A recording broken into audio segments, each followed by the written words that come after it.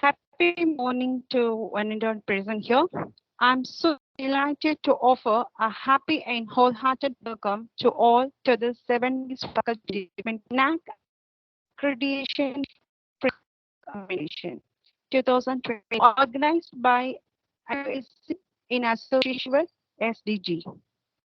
Today's session 3 on research and outreach activities. It's so great to see so many enthusiastic participants from various institutions to attend this FDP program.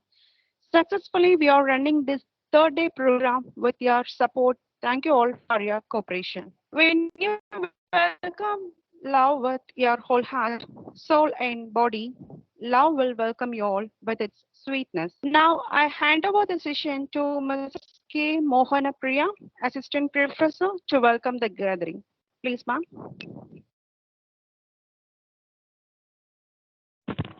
Happy morning to everyone. With the blessings of our Divine Chairman, Line Dr. KS Rangasamy, MJF, on behalf of KSR College of Education, we wholeheartedly welcome you all for our 7 days faculty development program on NAAC Accreditation, Framework and Documentation. It is my honor to welcome our Chairman, Mr. R. Srinivasan Sir, who is always supporting our concern. Next, I would like to welcome our CEO, Madam Dr. Agila Muthuramalingam, who is encouraging our concern.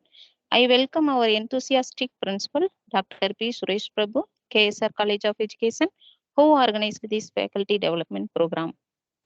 I extend a warm reception to our chief guest, Dr. V.V. SATHIBABU, UDDANDRAO, Assistant Professor, KS Rangasamy College of Arts and Science, Autonomus, who is going to explain the criterion 3, research, consultancy, and extension. I also extend a cordial welcome to faculties who came from various institutions and KSR educational institutions. We are truly honored by your presence. Once again, I wholeheartedly welcome you all and wish you a memorable day. Thank you. Thank you, ma'am, for a warm welcome. For request, Dr. M. to give Chief Guest introduction. Please, ma'am, the session is yours. Happy morning to all present here. Now I would like to introduce our chief guest, Dr. V.V. SATHIBABU UDDANDRAO. He is working as an assistant professor in biochemistry at KS Rangasamy College of Arts and Science, Autonomus. He received his PhD in biochemistry from Periyar University in 2020. He has more than 9 years research experience. He was a junior research fellow in Government of India.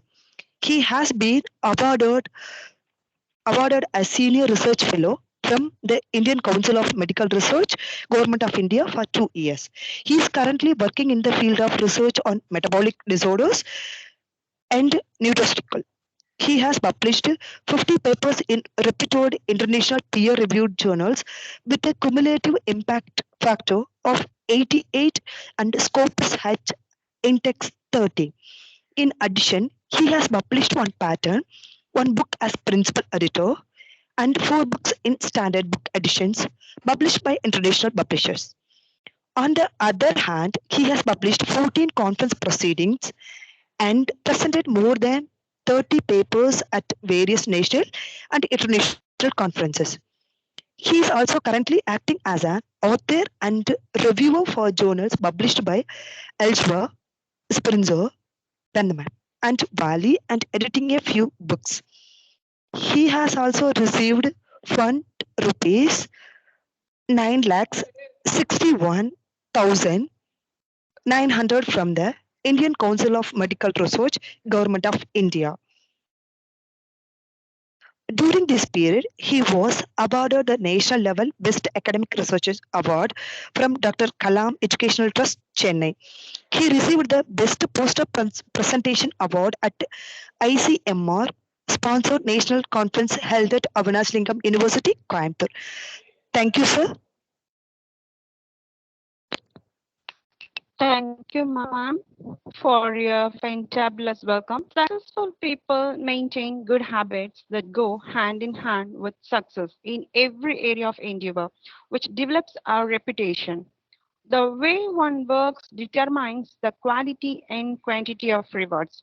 Now, I hand over the session to our today's chief guest, such a great personality, Dr. V.V. SATHIBABU, UDDANDRAO, Assistant Professor, Department of Biochemistry, KS Rangasamy College of Arts and Science, Autonomus. Please, sir.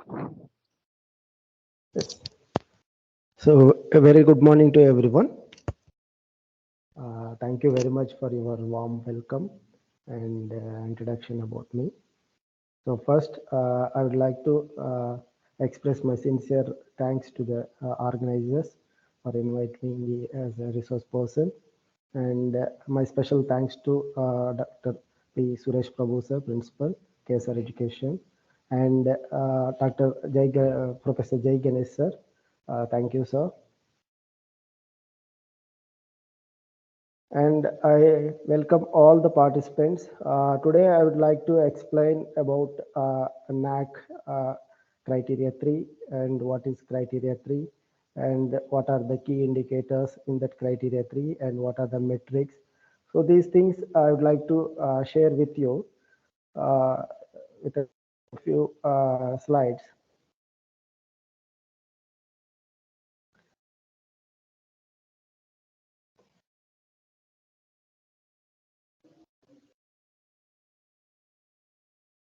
So can you able to see my screen?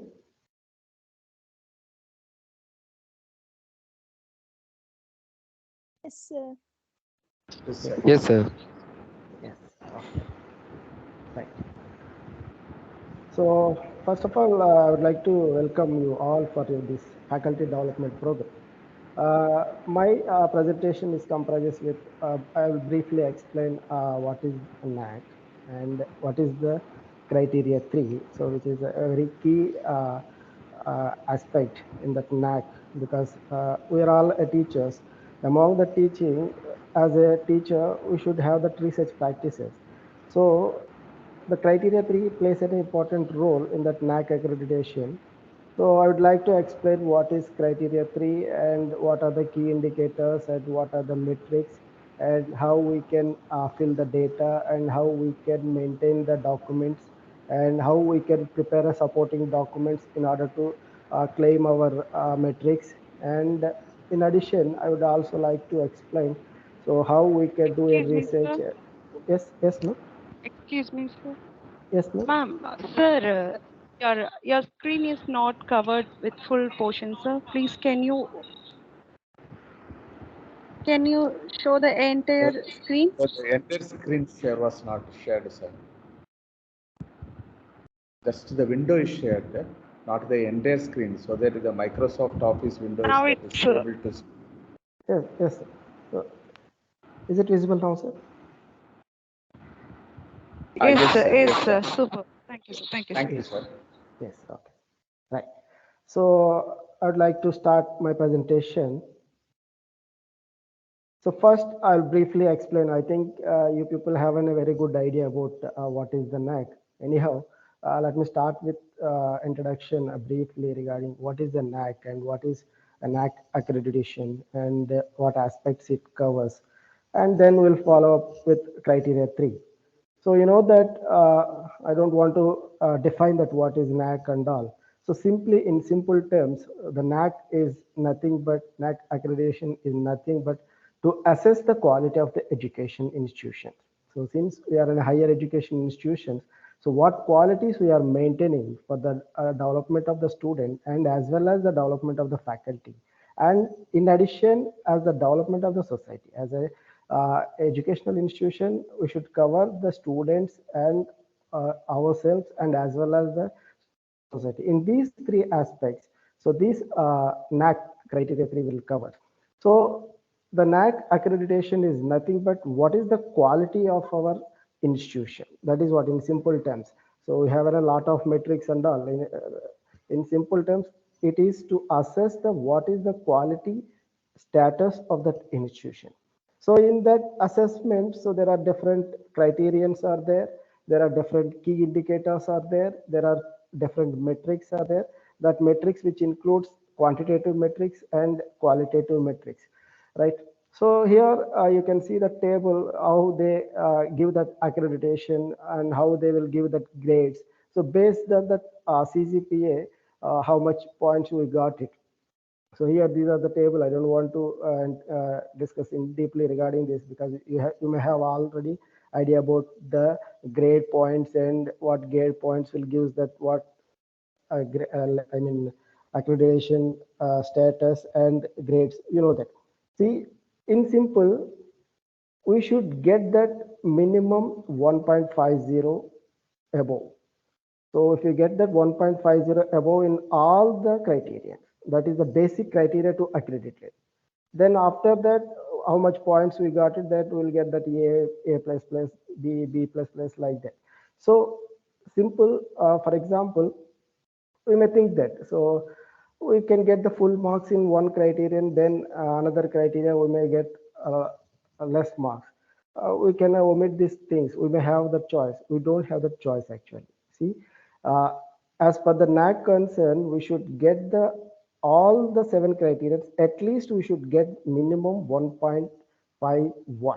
Then we are eligible to get that accreditation. Otherwise, we are not eligible. Even for example, one criteria we got a very good marks, but one criteria, if we get that 1.50 CGP, even 1.50, we are not eligible to get that accreditation. So each and every criteria is important in order to get that a proper accreditation, and especially that criteria 3. So the criteria 3, so which deals with the research, which is very important one, and which out of 1,000 points, we have that 120 points for criterion 3. So I will start with what is a criterion 3 and what are the key indicators in the criteria 3 and what are the metrics are there. Then I will discuss that. Right. So first, what is the criteria 3? So what this criteria actually requires? So this criterion seeks information on the policies, practices, and outcomes of the institution concerning research, innovations, and extension. So this criteria mainly deals with research and their policies and the publications and extension activities and collaborations. So these are the main aspects it will cover. And what is the purpose of this criteria 3? And why that NAAC will assess?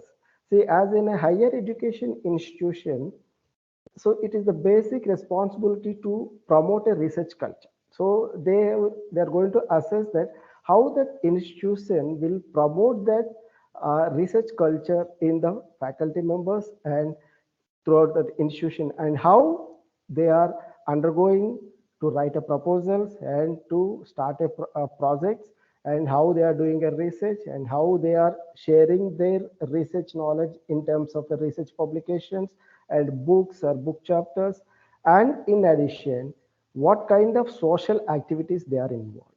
So how that institution is involved in that social activities. So such as extension activities, outreach activities, and any other, like for example, if you are conducting a blood donation camp, if you are conducting eye camp, or if you are going to the schools and you are taking some classes and you are training the students. So these kind of activities, extension activities, it will cover. So total, there are 1,000 points in that NAAC, and that's total 7 criterions. Out of 1,000 points, so for criteria 3, there are 120 points, so which is a very significant percentage of marks. So 120%, 120 marks is a very significant percentage, and we can have a scope to get a full marks here, and we have a scope that we can get a very good marks if you have a proper research background. Right. So here, so this criteria 3 is different from institute to, it's depend upon the kind of institute. For example, if it is in arts and science, it's one kind of metrics they will assess. If it is in an engineering college, they will assess one kind of metrics. And if it is universities, a different kind of metrics. So today I will discuss that teachers education. So what are the metrics will covered in the criteria 3 when it comes to the teachers education institution. So here you can see the table there. So what are the key indicators generally in the criteria 3. So 3.1.1 is a promotion of research and facilities and research mobilization for and innovation ecosystem and publications, consultancy, extension activities, collaboration. So when it comes to the teachers education institution, so there are 4 key indicators. Here you can see in the screen. So there are 4 key indicators when it comes to the teachers education institution. So first one is resource mobilization for research, which comprises 20 points. So resource mobilization for research comprises 20 points, and 3.2 is research publications that comprises 20 points, and 3.3, which is an outreach activities, are also known as an extension activities, which is 60 points, and 3.4.4 collaboration and linkages. So when you have any collaborations and MOUs, so memorandum of understandings with other institutions or industries, so such kind of activities have the 20 points. So total 20 plus 20 plus 60 plus 20 is 120 marks you have. So when it comes to the affiliated colleges or so teachers education institution, that there are 120 points for criteria 3, and there are 4 key indicators, and out of the 4 key indicators there are total 14 metrics. So there are total 14 metrics. So in each and every indicator there are different metrics are there. So for the criterion 3 there are total 4 key indicators and 14 metrics. Out of 14 metrics there are 13 quantitative metrics. So that means you have to give in a numerical data, and 1 is qualitative metric. That means you have to give in a descriptive data. So you should give that in a terms of criteria. But when it comes to the quantitative data, means you will give in an Excel sheet, you will give in a numerical data. So what is the quantitative data that you have to provide it? Right. So I will briefly explain that each and every key indicator, then we'll go with that NAAC documentation. Right. So first one, resource mobilization for research. So what this indicator? So this is the first indicator in the criterion 3, 3.1.1. So this indicator mainly deals with, so what is the support given by the institution to the faculty members in order to do the research work, in terms of financial support or in terms of administration support or in terms of infrastructural support. So what kind of support? The purpose is the faculty members to do a research work, right? And the faculty members, for example, they want to do in a higher studies, for example, they want to do in a PhD or they want to do in a postdoctoral study. So for that also, so how that institution is supporting the faculty to enable them to writing the proposals and to do a research work and to publish a papers or to present their work in the conferences and national and international, even from the abroad. So these kind of facilities, what kind of facilities the institution is provided. So based on that, they will give the 20 points. So these aspects they will cover in that 3.1.1. And when it comes to the 3.2, which is second indicator, this deals with the publication. So from that 3.1.1, this 3.2 is the outcome. So that means how the faculty members are converted that first 3.1.2 into 3.2, that means research publication. That publications may be a research article or maybe a book chapter or conference proceedings. So how effectively they are publishing the papers, and especially the NAAC consider only indexed papers. That means you know that UGC CARE list, Scopus, and Web of Science, SCI. So these are some indexes. So these indexes actually that shows the standard of your paper. So the NAAC only consider indexed journals like UGC CARE and Scopus. So third one, so 3.3, third key indicator is outreach activities, and which has the significant points. Out of 120, at almost they have the 50% points. So there are 60 points. So for this key indicator. So this key indicator, what it assess means.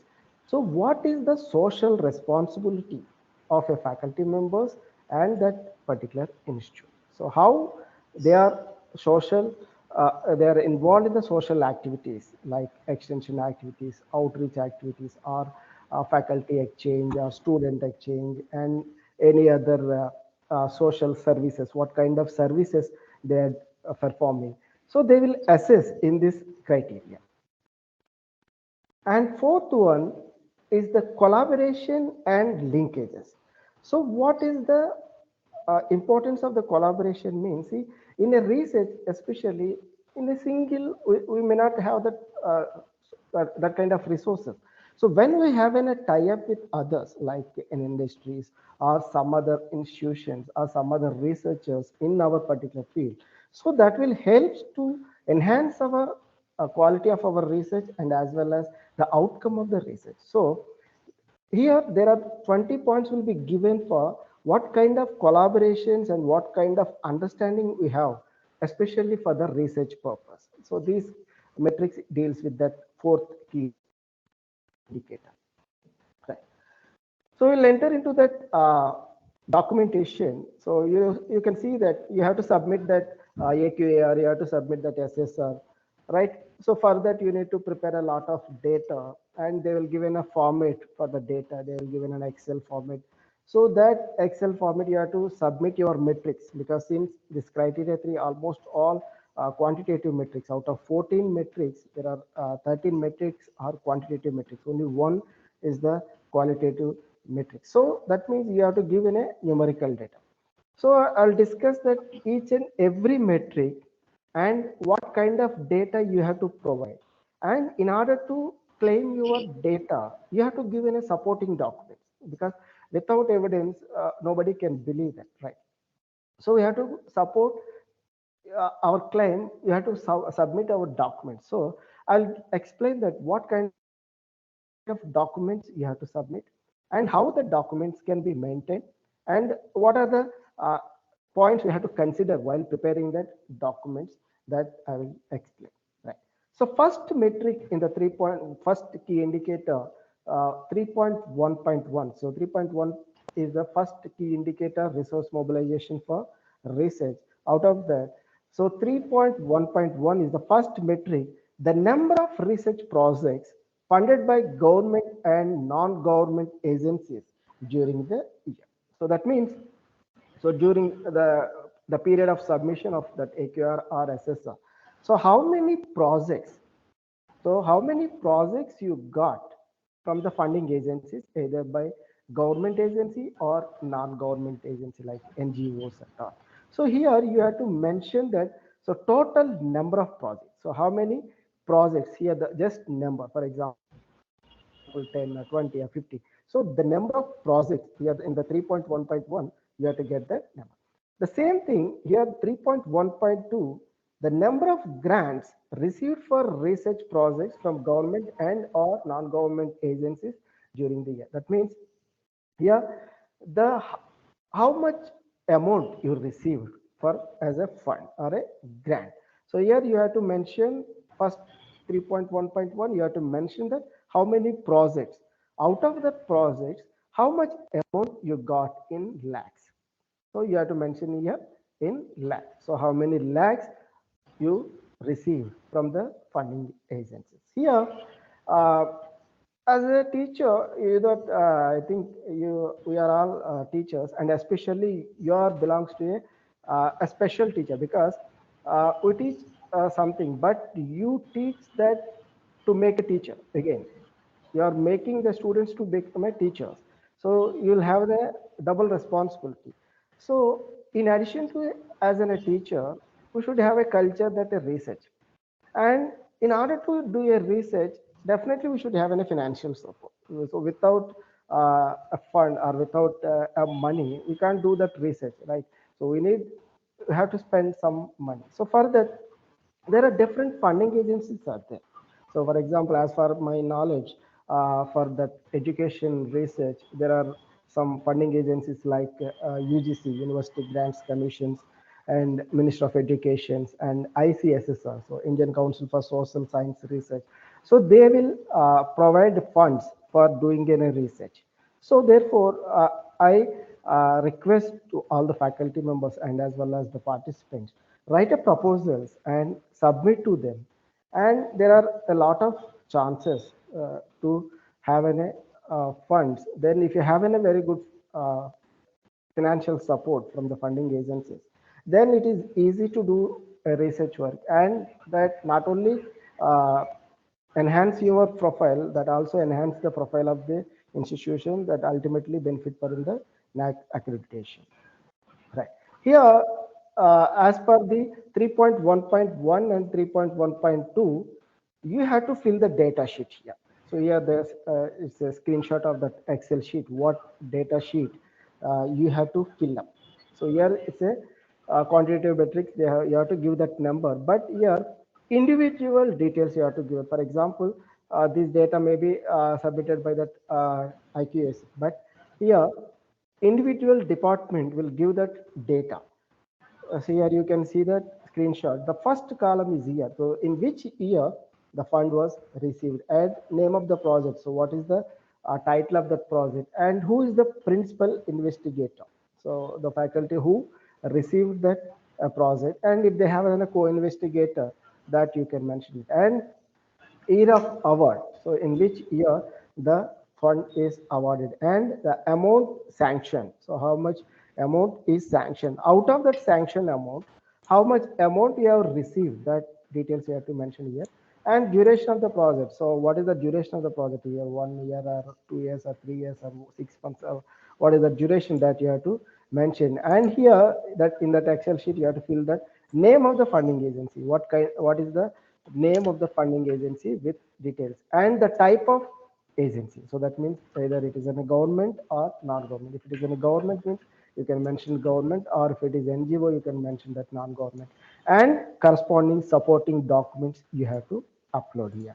So what kind of documents you have to be, so actually as per as NAAC concerned, there's just sanction letter is enough, and the audited statement or income expenditures, that is enough. But just providing in a sanction letter and expenditure, that is sufficient. But if you have an additional documentation, that will impress. Actually, it's like an extra points written in an examination. For example, if the student write an examination, if they write an extra points, then they may get some extra marks.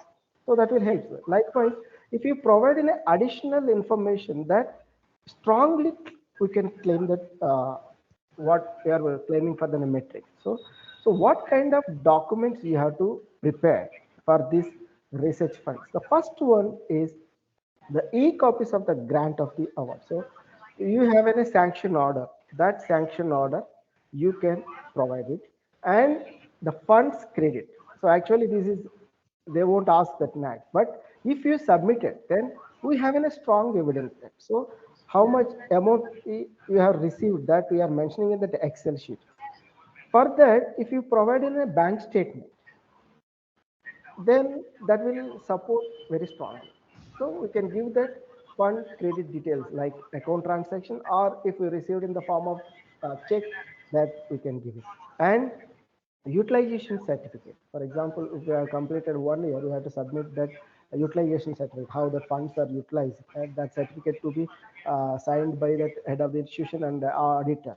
That we have to submit to the funding agents. That if we submitted that, then that will be adds a more support. And the progress report, no need to send all the progress report, just an evidence at the first page or a last page where that appropriate authorized signatories are there.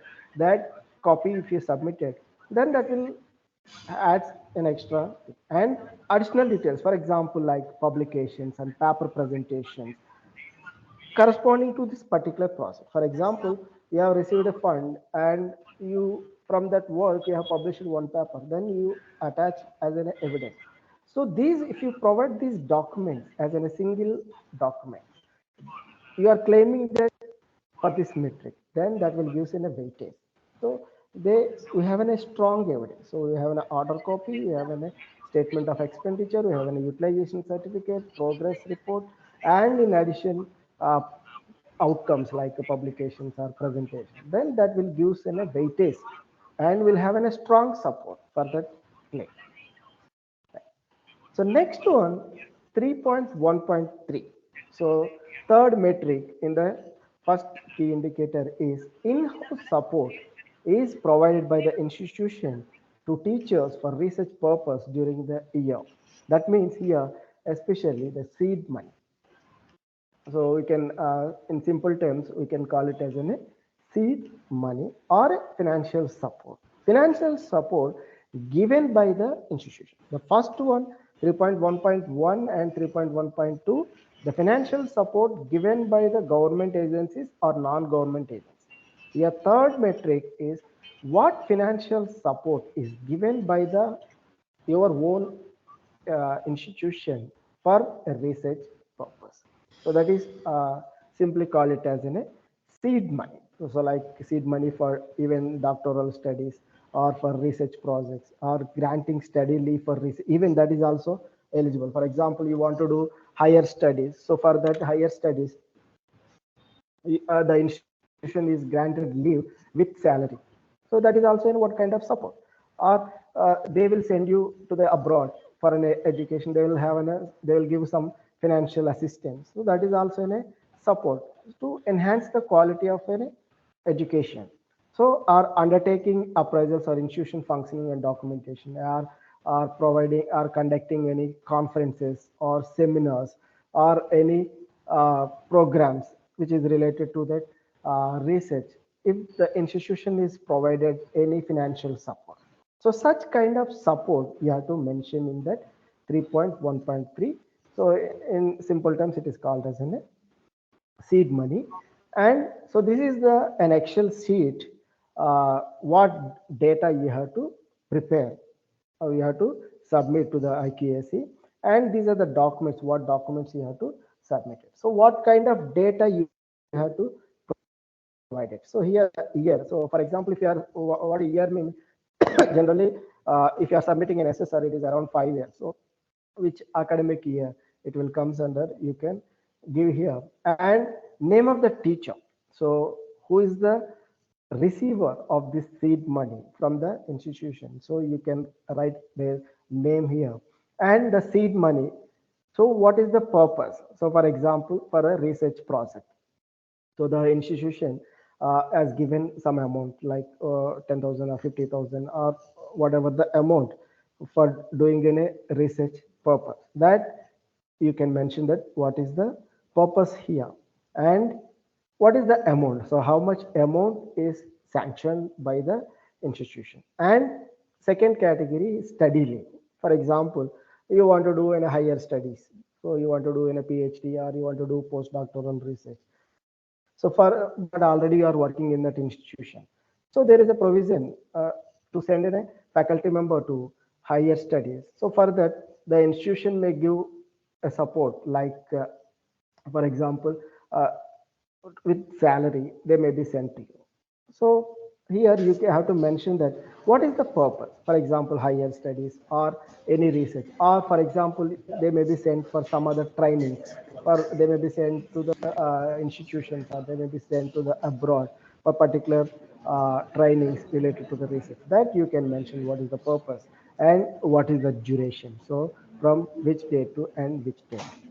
And others. So undertaking appraisal. So like, for example, you have to maintain that research facilities and what kind of documentations or proposals. If you are preparing a proposals, so for that you need to spend some money, you need to contact with some others, or you need to travel somewhere. So for that, if you get any financial support, that you can here you can mention it, what is the purpose and what is the amount and what kinds, and the organization support. So what kind of support, for example, if they have provided any facilities, for example, if they have established a special laboratory for doing any research, or they have infrastructural facilities. For example, if they have started a computer lab with a very good internet facilities, and if they have provided libraries and within papers, and if you have for example, some journals may have need subscriptions. So such kind of subscription, if they have provided, so you can access the journal. So such kind of purposes, you can get the money from the institution, and that kind of purposes you can mention here. And another criteria is to organize any seminars or workshops or conferences. So such kind of things you can get any financial assistance from the institution. Such kind of activities you can mention here. So these seed monies comes for like research purpose and higher educations and infrastructural facilities, and to organize the programs like conferences, seminars, workshops, hands-on training. So such kind of activities ultimately to enhance the quality of the teacher and the quality of the education. And for that, what kind of documents you have to be prepared? So first thing, the permission from the principal. See, for example, if you want to get a financial assistance from the institution, first we have to formally request them. So formally request to the head of the institution, duly followed by the head of the department. So that letter, that is comes under the permission letter. That is important. So you should have that first document as an evidence. So permission letter from the principal, that is requested by the teacher, forwarded by the head HOD, and approved by the head of the institution principal. So that copy is the first document. And if you are purchasing, for example, when it is comes to the organizational infrastructure facilities, if you are purchasing any instrumentation, or if you are purchasing any computers, or if you are purchasing any softwares or subscriptions, so such kind of financial activities, so you can provide that quotations or purchase letters or payment invoice. So such kind of documents, if you are added as a supporting document, that will give us an additional proof. And the receipt of the amount from the institution. For example, if your request has been approved by the institution, then the institution will sanction that amount. Then you have that proof. So they may be given in the form of check, or they may be given in the form of voucher, or they may be given in some other DD like others. So what are all the forms you have that you have in a proof? So you always have in a practice that maintain the documentation. So yeah, please don't do the documentation at the time of only a AQR preparation or SSR preparation. While you are doing these activities, you have a file and you have a documentation properly filed means. So at the time of AQR submission and SSR, that will be easy to you. So it won't give you that much burden. So please frequently you maintain that file and the statement of expenditure. So, for example, if you are received funds from that institution for organizing conferences or for an infrastructure facilities, so if you have in a huge amount, for example, if it is in a minimum amount means it's not necessary for the audited statement. But when it is in a huge amount, for example, in infrastructural facilities for organizing in a conference, if you have received in thousands or lakhs. So in such cases, if you have provided that audited statement, that will gives additional support to the data. And copy of the outcomes. So for example, from the seed money, what is the outcome? For example, if you have received money for the research purpose, from that research, if you have published in a papers that you can submit, or if you are presented your paper in a conferences, if you have any certificate that you can submit it, or if you have any other things. So what are all the supports which will is the outcome of from that money that you can support, add it. And last but not least is documentation here. The letter of acknowledgement to the institution for seed money of sanction. So that is our responsibility. If somebody helps us, we should express our gratitude. So if the institution has provided a financial assistance to us, so it's our token of to express the token of love in the form of acknowledgement letter. That maybe you have given a personal letter, or sometimes that acknowledgement you may be included in the publications. For example, in the publications, you may have facility to include in an acknowledgement section. So here you can add that acknowledgement section. So I would like to thanks to the management for providing so and so money for the so and so purpose, that you can mention. Or else in person, you can write a letter to the management and you can write a letter to the head of the institution, and that letter also you can add it for a documentation. So put together all these things will make it for a single document for a single activity of a seed money, that will actually that supports very strongly. So your metrics can be strongly supported with these documents, because in the NAAC purpose, the 70% of assessment is based on the what documents you have submitted to the NAAC. So the 70% of the marks will get from the documentation. So the documentation you have to be properly do it. So if you provide all the necessary documents, then we have a very strong evidence to claim that metric. Right. So next one, the fourth metric in that first key indicator, the institution has created an ecosystem for innovation and other initiatives for creation and transfer of knowledge that include. So what kind of ecosystem here has been provided by the institution for the development of the research and for the development of the faculty and development of the students? So what kind of facilities or what kind of setup they have to promote the research activity?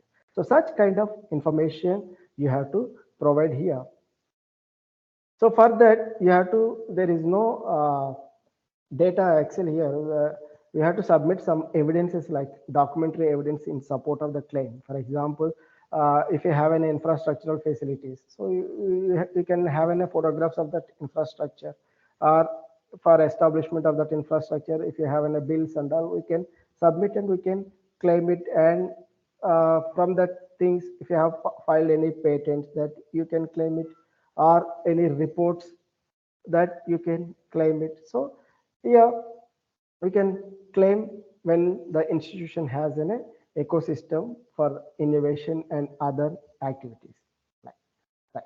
So second key indicator, so which is very important key indicator as a researcher, the research publication, because it talks, the publication will talk that how strong he is in research, right? So how many projects you have done, that doesn't matter when you don't have a proper research publication, because that is the outcome. For example, a student write an examination, it doesn't matter how many papers they have written. The only thing is how many marks they got at the end of the day. That talks. Am I right? So out of 100, how many marks they got it? That is the outcome. So it doesn't matter how they read and what they read. It doesn't matter how they got that, how much marks they got. That speaks it. So here the research publications will, that data will speaks that how strongly the institution has the research, right? So which is a very key indicator in the criteria 3. So we'll discuss that. So what is the research publications, and I will explain what are the tips we can follow to write in a publication, and what are the possible journals are there, and what are the tools we can use while writing a manuscript. That I will discuss in this section. So in the first metric, in the second indicator 3.2.1, which is in a quantitative metric, so number of research papers or articles per teacher published in journals notified on UGC website during the year. So here, as I told in the introduction, this NAAC only accept or consider the publication when it is indexed in a standard index agencies like UGC Care List, Scopus, Web of Science, Sci, like. So if you are planning to publish a paper, so make sure that whether the journal comes under this category or not. That is my sincere advice, because some there are predatory journals are there, some cloned journals are there, that I also explained that how to identify that cloned journals and how we can avoid that such misleadings. So because there are n number of predatory journals are there are n number of cloned journals. It's like similar to the original journals, which is not an actual journal. But if we did not verify that, then we may lost that paper. So because they won't consider when it not comes under indexes, they won't consider. So even it won't help for our profile also. So here in the first metric, you have to submit the data that how many papers, the number of articles you have published, that you have to mention here. So for that, you need to prepare that Excel data Excel sheet. Here the screenshot of that Excel sheet. So year in which year, I mean academic year, and what is the title of the paper and the authors, name of the authors. Those are the authors of this paper that you have to write it, and name of the journal name you have to write it, and the year of publication, and ISBN number or ISSN number. In case of journal means ISSN number. In case of a book, it will come ISBN number and the link for the UGC recognized journal. So here, based on that, they will verify that whether your journal comes under that UGC indexed journal or not. So based on that, they will verify, because so your data is assessed. Then once it is proved, this is data verification, then only we can claim that. So you can provide the link that it is UGC recognized journal and the supporting document. The supporting document mainly the first page of the article that is duly attested by the head of the institution. Here, this NAAC mainly consider that so UGC care list journals and the Scopus journals and Web of Science journals, right? So before we'll go to the next metrics, I'll briefly explain that how we can identify in a journal whether it is UGC care list indexed or not, whether it is Scopus indexed or not, whether it is Web of Science indexed or not, and also what kind of measurements you have to take while you are selecting a journal, because the selection of journal is a key point here, right? So UGC grants, University Grants Commission has started that consortium for academic and research ethics to avoid that predatory journals and clone journals. So they have a set of list of journals. So what kind of journals they are listed, so we can verify that. So for that simple, we need to have some logins. So it is absolutely free. So you need not pay any money for that. So as like email ID, you can create that login ID. So if you have a new user, you can register that. If you have already user ID, you can log in with that user ID, and by entering that password, then you can go this step like this. So here you can see that. So the list of cloned journals. So what are the cloned journals from the group 1 and group 2? So if you click that, you can find out. So what are the cloned journals? So cloned journals are nothing but like they're a manipulated journals. So it's like in a duplicated product. For in simple terms, you may be seeing that cloned products, like you may be seeing that Reebok shoes. The same Reebok shoes, the brand will come, but which is not an original Reebok. So like that, the journals also, they're cloning. So they are putting the same name with a slight modification, but while they are submitting, we can't able to recognize that. Then we think that that is the original journal, will submit and they will publish. But when they cross verified that while they are checking that indexing, then it is not indexed, means even it may cause a lot of issues during the submission of PhD thesis, especially PhD thesis, because the universities are verify that whether it is indexed or not. When it is comes to the non-indexed journals, they won't allow to submit the thesis also. So we have to be pretty careful that whether the journal is properly indexed or not. So for that, you can check it in this UGC website itself. What are the list of cloned journals in group 1 and group 2, and whether your desired journal is indexed in the UGC care or not. Here you can see that. So UGC care list journal, you can check it, and you can check group 2 and group 1, and through Scopus you can check it here by typing your title of that journal or ISSN number. You can check it here. You can see it. So here I have a screenshot here. So you can see in the first thing. Can you able to see this? Can you able to see? Yes, yes, sir. Yes, sir. Yes. So here, actually, first one, you can see that Abru, the journal name called Abru. So it's a Punjabi journal. So, next, you can see that in the, here, Abru journal. Can you see that? So here, actually, this is the original journal. This Abru is the original journal, and this is Abru journal is the cloned journal. What we think that actually, for example, if you want to submit a paper, so somebody recommended that Abru journal is the good journal to submit your paper. Then if you just will type a keyword in Abru in Google, then it will come that Abru journal. Then we thought that it is the original. Then we'll go for the submission. Here, if you see that they use same ISSN also, which is not actually original one. Here you can see that from this journal. So for example, ISSN 2456253X, the same thing. So it is cloned.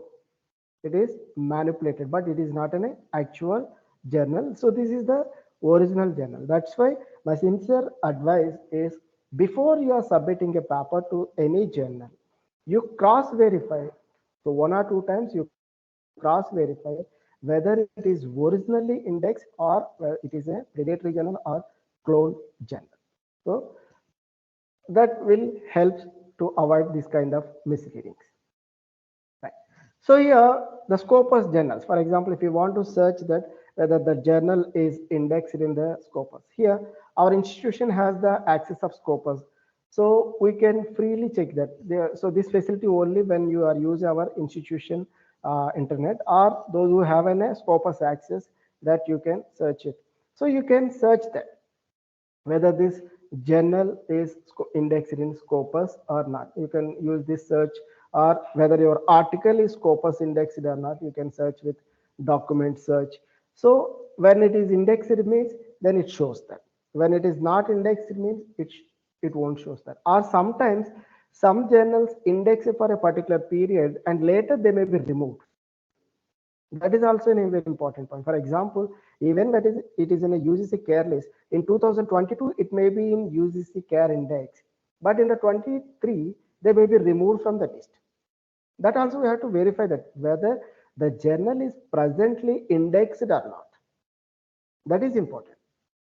So you have to verify that whether currently indexed or not. So if you search that, it shows that from which year, and it shows that presently. Then you can go for the submission. And here, I have some suggestions to publish in articles in peer-reviewed journals, because as a teacher, will teach the students, right? Fine, we are making the teachers and we are making a responsible students and responsible persons. In addition, we should have that culture to do a research. So therefore, the research is nothing but questioning us daily what improvement we have on it. So as a teacher, we should also have the culture of doing a research, and that research, the culture of publishing that outcome of that research. So that will enhance our profile. Actually, that primarily first enhance our profile. Then of course, once as a being in a teacher, if we enhance our profile, that automatically enhance the profile of the institution, that ultimately benefit for the NAAC accreditation. So here, as far as my knowledge, I'll give some suggestions. If you are willing to do any research, or if you want to develop any research culture in you, so these tips or suggestions may be helpful to you. The first thing, give high priority to the research. So see, in day-to-day teaching life, you go to the classroom and you will start teaching, you will cover the syllabus. That's okay, fine. As far as academic curriculum, that is fine. But if you use that period to enhance our profile, in personal profile, for example, you maybe go to the classroom and you can teach it, while actually as in a B.Ed teachers, you have a very good advantage that the classroom itself you can convert it as in a laboratory. I'll tell you an example. For example, I belongs to the life science. So if I want to do any research means I have to do some experiments. So I have to do some experiments in the laboratory. I need some chemicals. I need some facilities, like I need some animals or humans to do experiments. So it's a lot of setup. But when it comes to the educational research, it's in a descriptive research, you can do it. So in the classroom itself, you can make it as in a research. For example, as far as my knowledge, I'll give you some simple topics, what topics you can choose for a research. For example, you have invented some one kind of methodology to teach it. Then you implement it in the classroom, in different classrooms. That implementation you assess periodically. Then you assess that outcome. So what is the improvement in the students? If the students are improved, that, or even if they're not improved in the research, even that success and failure is an outcome. So for example, you have you have some special methodology to teach, then you apply it for that methodology for some days, so 1 month or 2 months. Then you assess some through some test, you collect some data, you have some control. So if that there is a significant difference between the control and your test, that is an outcome, that is in a research that you can convert it into in a paper. That is very easy to you as a teacher. It is very easy to you, and there are 17 institutions in our different colleges in our institution. So you can implement the same strategy in different classrooms. That also comes under the collaborations. You can have the collaborations, and you in the classroom itself you can convert the data, or you can do some surveys, or you can have some questionnaires, so that you can collect the data and you can convert the data into a paper. You have a very good scope to do a research while you are teaching. And the second one, you have conduct in a pilot studies. So you can get in a data in a quick time. So if you are conducting in a pilot study, that is actually advantage, that whether we can go further or not, we can decide it. At the same time, we'll have some data. So for the research, we should have some data in order to make that as an article. So you do frequent pilot studies, that 1 month study or 15 days study or 2 month study, then you get the as much as data you can. You compile the data, you interpret the data, you convert the data into a paper, then you have a publication. If the data is not worth for a publication, the same data you published in the conferences or you published in a conference proceedings, that also adds a point to you. So make a habit to conduct in a pilot studies and convert the classroom as a laboratory. So laboratory is nothing but, you know, did not do any experiment, just simple thing. You invent one thing on strategy, or you implement on a strategy, and you just assess that what is the outcome of that implementation, that you can convert that as a research paper and have a collaboration with fellow researchers. So in your inter-department or outer colleges, or even inside the institution, you have a collaboration, you have a contact with other researchers. So then you put to make a team and you do a research and you get the data and you have a research activities that will help you and design a good research work.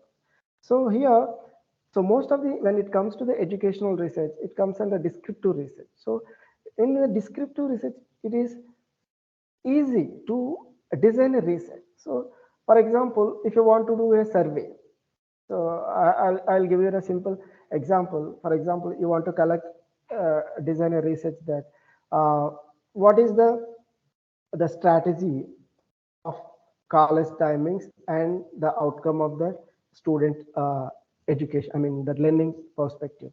So if you design like that, you do a survey. So for example, the timing 9 to 4. So how they are feeling, or whether they want any additional thing. So you have different questionnaires. You in and around our college, around our institution has more than 20,000 students. So 20,000 students means it's a huge sample. So the n number is very high. So you can get a huge data. Then the data you can convert into a paper. Like that, you can have the different designs. So you can design a good research and use that working area as a source of research data. As I told, the classroom itself you can convert as in a research to obtain that research data. That data you can use it for a publication and make a habit to write a proposals, because for example, if you want a financial assistance, you can write in a proposals.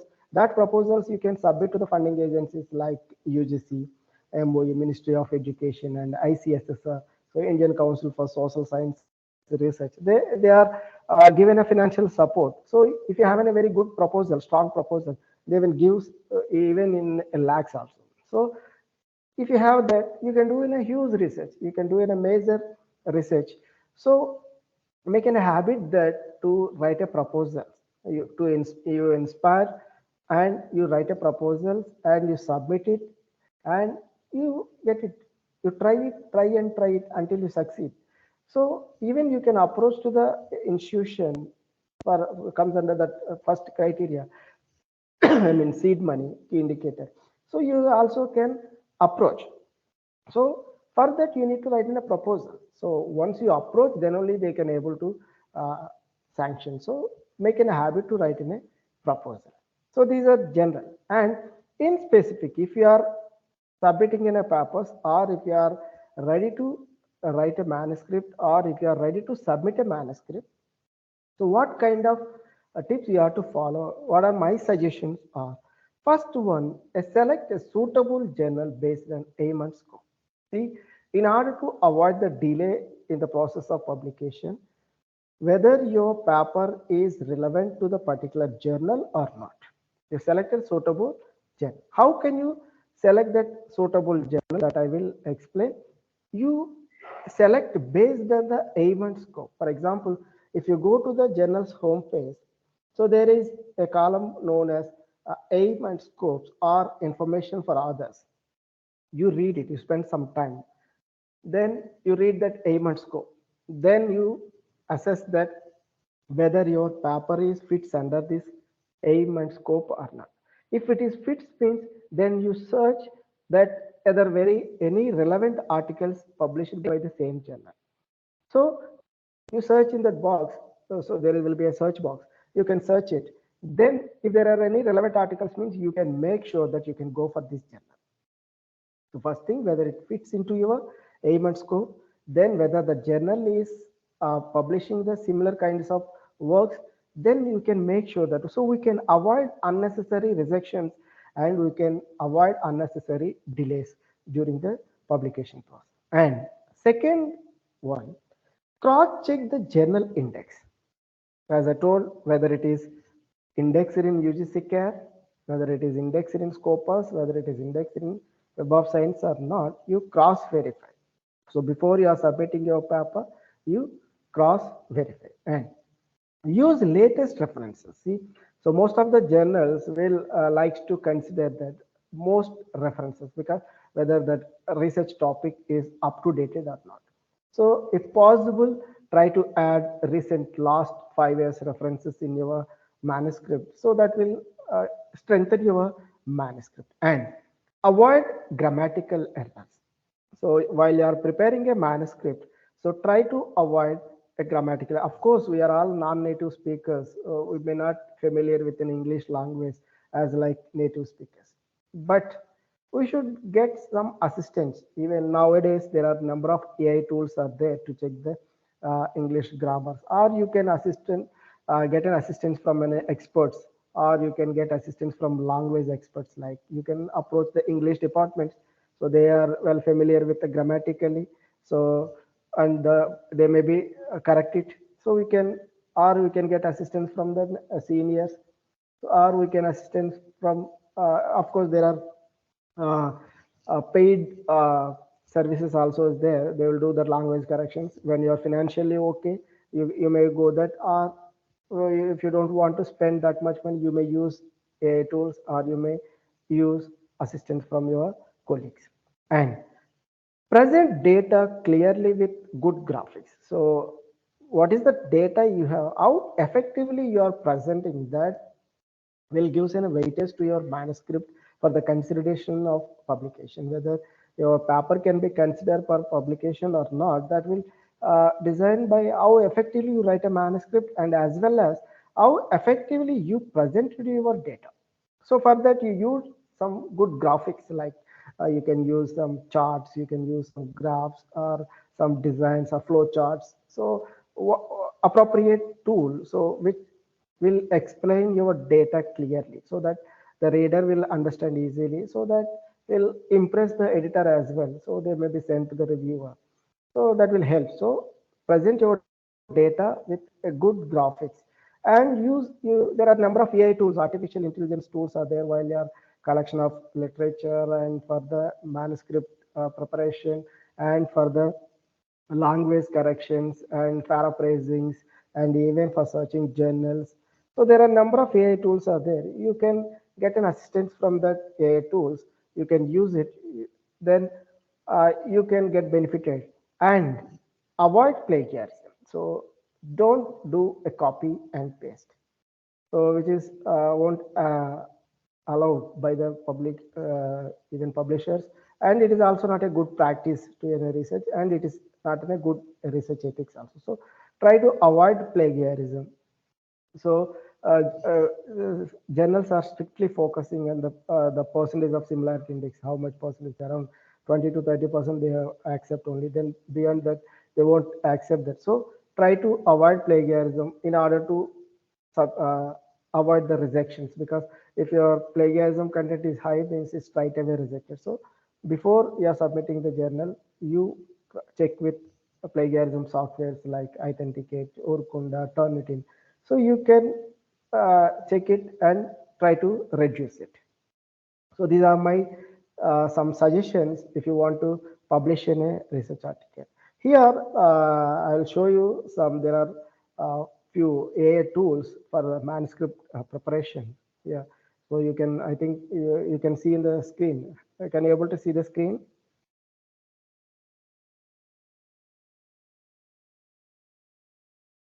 Yes, sir. Yes, right. Okay. Right.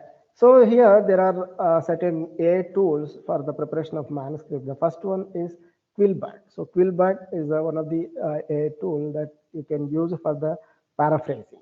So you can paraphrase and you can avoid the plagiarism. And here this Quillbat also helpful to check the grammar. So for the checking of the grammar and for the paraphrasing, you can use this tool. So this is absolutely free. So Quillbat, of course, there is a paid version out there. If you are good enough to get that subscription, you can use that paid version. Or else, if you don't want to spend that much money, then you can use free tools. That is well enough for our manuscript preparation. That Quillbat can be used for the paraphrasing and as well as for the grammar check. And another one is Trinka. So Trinka is the another A tool that will be used for again paraphrasing and use it for that grammar check. And as well as in addition, it also helps to check or collect the literature, and you can use this tool for collection of literature and connecting different papers, and even you can check plagiarism content also.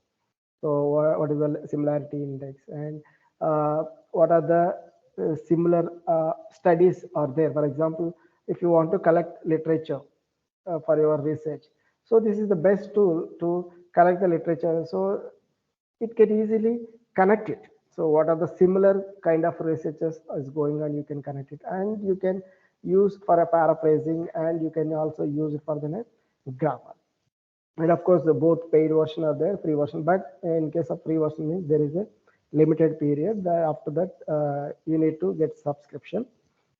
And another one is Grammarly. So Grammarly generally used for the language. So this is the best tool, and there is a free version is also there, and paid version is there. Paid version means it is the correction is high, high. So you'll get the more benefit. So you may get the institutional subscriptions, or you may get that individual subscription. So here the suggestions will be high. When it is at a free means, so there is some limitations. So the Grammarly is mainly used for that language editing. And another AI tool is Ref and Write.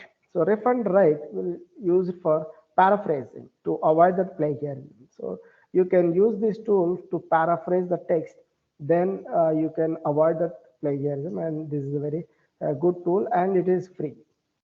So you need not pay any amount for this tool. And another tool is InstaText. So InstaText is also another tool which will help for the grammar, especially for it's like writing like a native speaker. The caption itself, the InstaText, the caption itself, write like a native speaker. So that will give us a very good professional English. That will write in a professional English. For example, you write some sentences in general English. Then if you copy and paste it, and if you are do the thing, then that will professionally write it. So it's a very good tool. And if you have a subscription for this, then that will be the proficiency will be high, and the subscription cost around 6 to 7,000 so per year. So you can afford this. I think you can, or a department or institution can afford this, and can be used to make a manuscript professionally. Okay? It can be like how that native speaker will correct it. That kind of correction you can expect from this AI tool, InstaText. And another software is Prism. The Prism generally the top software used for the graphics creations. Like if you want to make a graphs or charts, and in addition, this software also helps to do statistical analysis. So you can do as like in SPSS. The Prism also can be used for statistical analysis, especially for example, when you are doing in a descriptive research, you have to do some lot of statistical analysis. So that statistical analysis, you can use that Prism software. And in addition, you can also create you can convert the data into a graphics. So as like in a table, I mean graphs or charts. So you can there are different designs are there. So you can use the different designs, different expression like a box chart and pie chart and bar chart. So there are different charts you can prepare it. So this is a very good tool for converting your result or data into a graphics. And another tool is SciHub. So generally, the SciHub will collection of literature. For example, if you want to get in a paper, the papers, so some of the papers are need subscription. So here, this actually this tool, a tool, will facilitate that it can access that even though if it is in a paid, if you have a DOI number, if you paste it and search it, if it is accessible means you will get a free article. The article you can download. For the article collection, you can use that SciHub. And of course, most of the people knows that ChatGPT. That now it's becoming a trending there for multiple purposes. You can use for a literature collection. You can use for manuscript preparation. You can use for multiple purposes. But so make sure that whatever the AI tool you use, for a grammatical check or paraphrasing and ChatGPT, whatever the AI tool you use, you just cross-verify that whether it is accurately done or not. So ultimately, please, my advice is these tools are worked based on the programming. So they may not correct it sometimes. That means, for example, if I want to give in a statement, if I have some meaning of the statement, while it is paraphrasing, the statement may be changed. That statement, you confirm that whether it is reflecting our correct meaning or not, whether our that reflecting correct point or not. So you can make sure that don't blindly just copy it and do it and again convert it. So after conversion, after outcome, you just have a rate it. Once you are convinced with that result, then you use that. So whatever the AI tool use, that is my sincere advice. Right. So next one, how we can search a suitable journal. So how can you search that an indexed journal? So like Web of Science and UGC Care. So here, so that Web of Science have a connection with an UGC key. When it is indexed in Web of Science, it is automatically indexed in the UGC key. So if you want to search a journal, so what kind of journal it suits to the manuscript and as well as indexed journal. So for that, you can use that. You can just Google it like Web of Science, then you can have that master journal list. So for that, you have to create an account. So for example, if you want to search that journals and you have to, if you want to search that whether it is indexed or not, you have to create an account, but absolutely free. It is not, you need not pay any amount. So you can create a free account. Then you can have a login ID. Then you can log in with, you can see the screen, right? So there are options. You can search the journals, you can match the manuscript, and even you can download some papers, and you can assist from that this resource persons. Then there are different facilities are there. So for that, you need to have a login ID. So then you can go for a searching of journal. Then I will show you how you can search it. So here you can see that. For example, if you are login, if you are type match manuscript, for example, matching manuscript is very simple method to find out in a suitable journal. For example, you have a manuscript with you. So the manuscript is ready. Then if you have a title and abstract, here you can see in the dialog box. If you click on match manuscript, there will be an opening of a dialog box like they will ask title and abstract. You copy your title here and you paste your abstract here and you click on find journals. So you paste your title here and you paste your abstract when you have a manuscript. Then you click on find journals. Then it shows the results. Here you can see that. Then I have a screenshot that, so this is my title and this is my abstract. Then I clicked on find journal. So here I got 38 results. So you can see that. So there are 38 journals suggested. So here I can't able to put all the journal screenshots here. For example, here you can see that. So for this title and for this abstract, so there are 38 suggestions. The first one, for example, biomedicine and pharmacotherapy is the journal. Then out of this suggestion, then I can get that a suitable journal. So I can next what I have to do means individual journal I can go it and I can verify that whether that fits into the aim and scope or not. My manuscript fits into the journal aim and scope. Once it is fits me, then I can go for a submission. So this is very easy method to select in a suitable journal. Just if you have prepared a manuscript, then you have a title and abstract, you just copy and paste it, then you click on find journals, then the relevant journals will come. So then which is the best journal and which journals opts a lot to your manuscript, then you can select the journal, then you can go for a submission. That is easy. So this is one kind of searching for suitable journal. Another one, you can generally search it. So even if you don't have a title or abstract, before submission of a manuscript, you can, I mean, before preparation of a manuscript, if you want to fix the journal, you can have some keywords here. For example, I just refined my search with teachers, education, research. So I have searched with this term. So if you have a manuscript, you can click match manuscript. You can see that here, the match manuscript. Then you can enter title and abstract. Then if you find a journals, then you will have any suggestions. Or else you can go within a keywords. So you may have keywords with what kind of research activity. That if you type it, for example, here I mentioned that teachers education research as my keyword, then I searched it.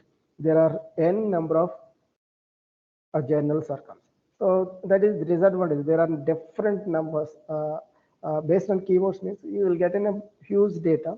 So it is difficult to identify in a correct. But when you have in a manuscript, match manuscript, that will use an accurate. See, that will be more accurate when it compares to using in a keywords. But anyhow, this is also one of the tool or a method to identify a suitable journal, right? So here you can see that with the keywords, there are different journals or came that out of the journals, you can choose the write journal for your manuscript. Right.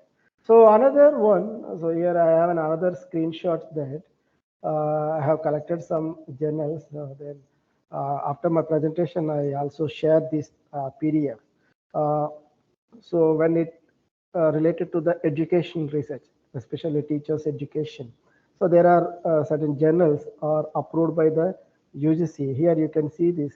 So there are different journals like Gifted Education International, and who is the publishers and ISSN. These are all the UGC care list journals. So you can submit your papers. So there are around 42 journals I have collected.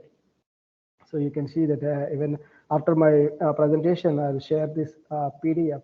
You may be use it for your paper submissions. You may be refer this journals, whether it is suitable to your manuscript.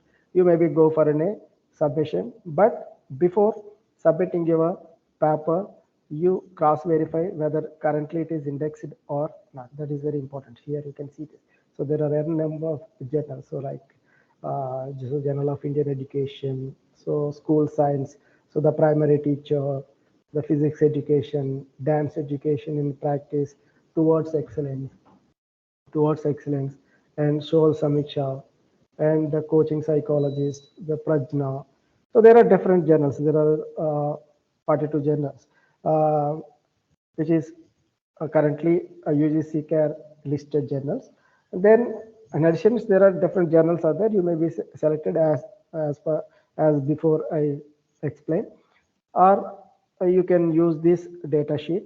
You can, if your journal is relevant to you, you may be consider this journal. Then I will share you after my presentation. Right. So next, another publication. Along with the research article and research publications, the books and book chapters also considered as a publications, right? So you can, in addition to that research article, you can write in a book.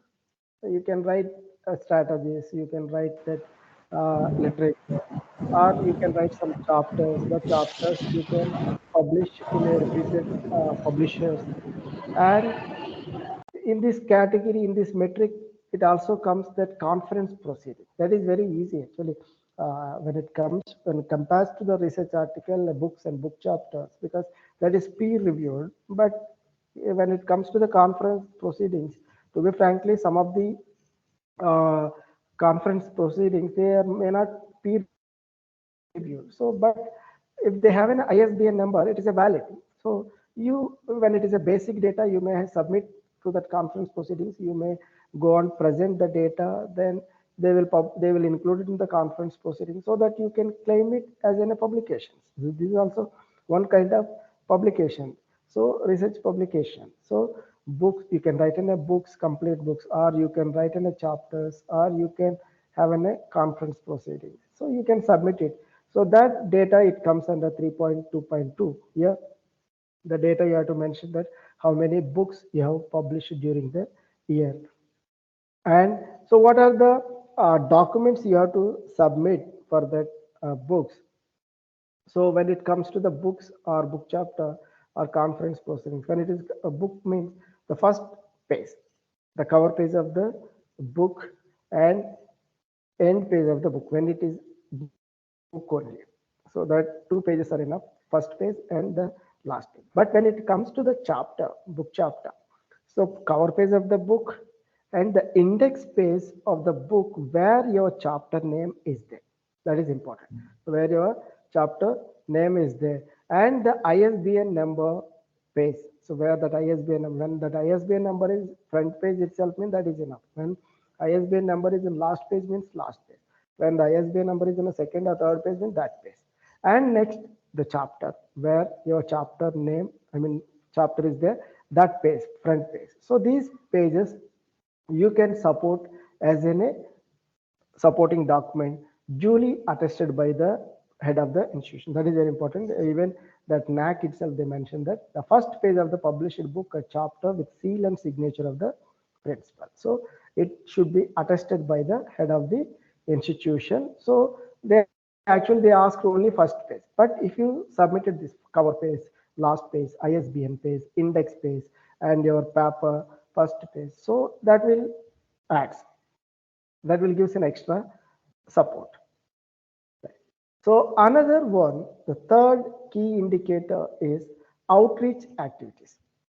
So right, so outreach, what is outreach activities or extension, that is also known as an extension activity. So this is the third key indicator and major points there. There are around, they have a 50% share of points.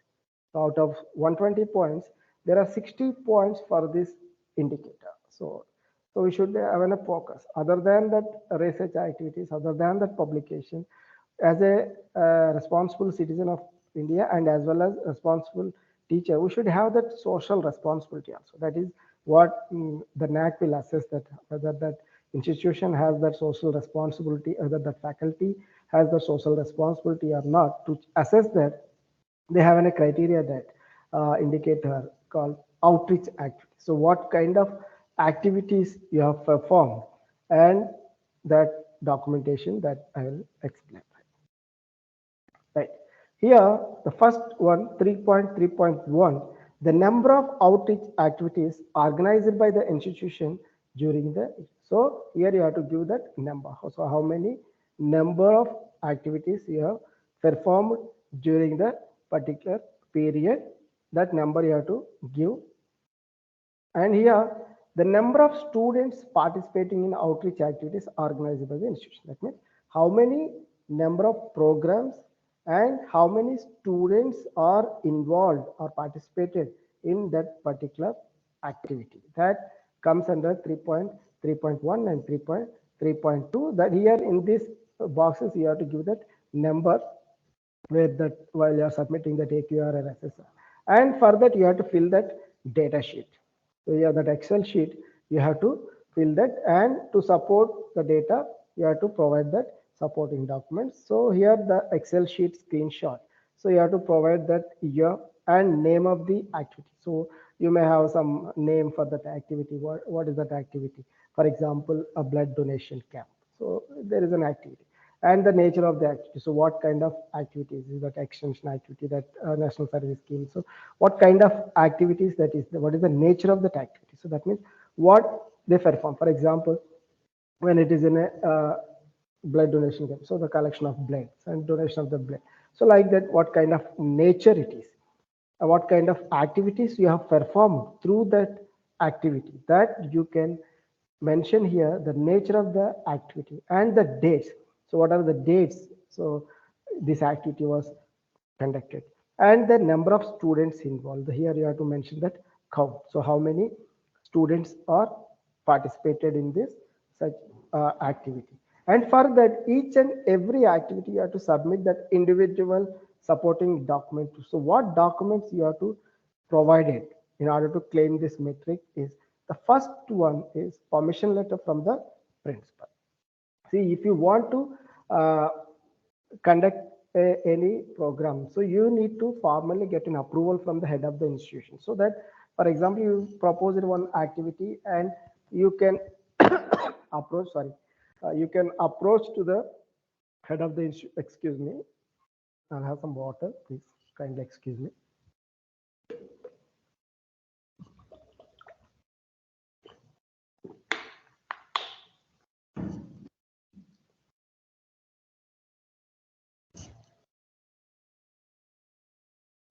Thank you.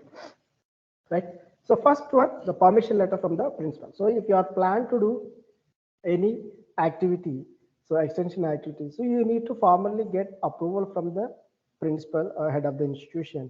So that permission letter will be the first supporting document that you can submit it. And the second one is the activity approval from the authorizing agency. That means, for example, where that activity is held at. For example, you are conducting any camp at any particular village or particular town or particular place. So you have to get approval from that particular area. For example, when you are conducting in a blood donation camp in a particular village, you need to get approval from the panchayat office.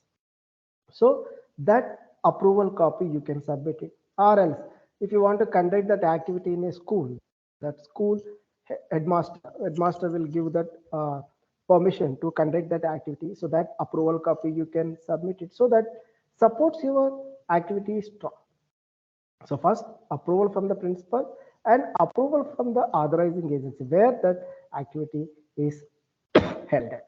And the list of participants, because here in the Excel sheet we are mentioning only the number of students. So for example, how many students, 10, 20, 100, 200,000, so like that. So here we have to mention that list of participant details. So who are all the participants? The number here that, so that should be matched with this number. So students, how many students are involved in that thing? So their details, so their name, a register number, and you also get that attendance sheet. So attendance sheet with participants. So initially the student list may be given, and whether that student is present on that activity or not. So if you get any signature from the participant, that is more authorized document. So therefore you prepared a list of participant details and you get a signature from that participant. So therefore that will give a strong document, right? And another one is photos of that event. So that event, the action activity held at, no, that you can take a photograph. That photograph is geotagged photograph. So that NAAC mostly consider that geotagged photographs, because in order to avoid some manipulations and all. So if it is a geotagged means, then there is a strong evidence. So whenever the activity is held at, you take a snaps or photographs with geotagged thing, means then that will gives a support to your metric. And you prepare a report. You prepare a 1 or 2 pages simple report. That report comprises with what is the motive of the program and who are all the participants. So what activities are conducted and what is the outcome from that activities, and how many members are benefited from this activity. So these points, if you covered, and if you write in a write-up and you make in a report, and that report is supported by some photographs and other things, then the report is duly signed by authorized persons, like if it is in a school, means so headmaster and head of the institution and head of the department, or event organizers or coordinators. So who are all the authorizing persons for all. If you haven't properly signed, means then the document is a valid document and that will support our claim. And another one important, the feedback from the authorized, that means those who are benefited from this activity. So if you get any feedback from that, if you add that also, that actually will give a lot of credit to that document. If you have any positive feedback, then that will give a lot of credit. So that shows that how much the program was success. So you also add the feedback forms from the beneficiaries. So you can get the feedback from the beneficiaries in a prescribed format. That format you may be design. That design feedback you can give to the beneficiaries. They ask them to give their feedback. Then that the feedback also will help to improve in future, as well as that feedback will support our document as well. So the next one, when it comes to the outreach activities. So another metric 3.3.3. So the number of student participation in national priority programs such as Swachh Bharat, AIDS awareness, gender sensitivity, yoga, digital India, national water mission during the year. So these activities, these kind of activities will comes under national service scheme, NSS activities. So every institution have that national service scheme. So they frequently organizes various programs which covers these, like Swachh Bharat, AIDS awareness, gender sensitivity, yoga, digital India. So we have a different motive and different schemes. So in according to that motives, then we will conduct and organize in a programs. There are a number of volunteers are involved in that program, especially that NSS leads this kind of activities. So such kind of activities you can mention here. Here the data what you have to provided here. So what is the year and name of the activity? What kind of activity? So whether it is a Swachh Bharat or Digital India or yoga. So what kind of activities that is, that you have to write here, and the dates. What is the dates of that program, and organizing agencies, so are collaborating agencies. So where if you are collaborating with someone, for example, if you are collaborating with some agencies or organizations or some NGOs, so such details you can mention here. And the nature of the activity. So what is the purpose of this activity? Here, what is the objectives of this activity, that you can mention it. And the number of students participated here. So how many number of students have participated, and the supporting documents like formal, as like first I discussed formal approval letter from the head of the institutions, and approval letter from the authorized agency, opposite or collaborating agency, or list of participants and attendance, photographs and videos, uh, preferably geotagged, and the brief report and possible feedback. So these these documents you can attach as in a supporting document in order to claim this activity. So within that 3.3.4, which is in a qualitative metric. So here the qualitative metric you have to give in a write-up. So around 100 to 200 words. Generally, IQSC will follow this write-up.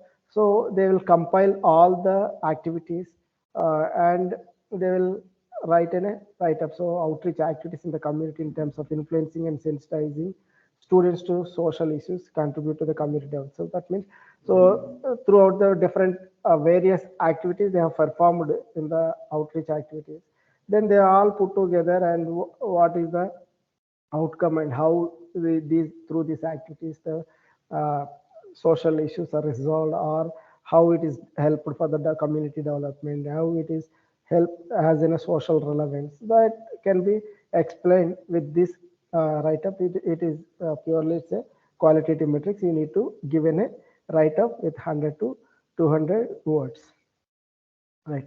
So another one is 3.3.5, say a metric, so quantitative metric, the number of awards and honors received for outreach activities from government or recognized agency during the year. So that means here you are doing that social service, right? Social activities.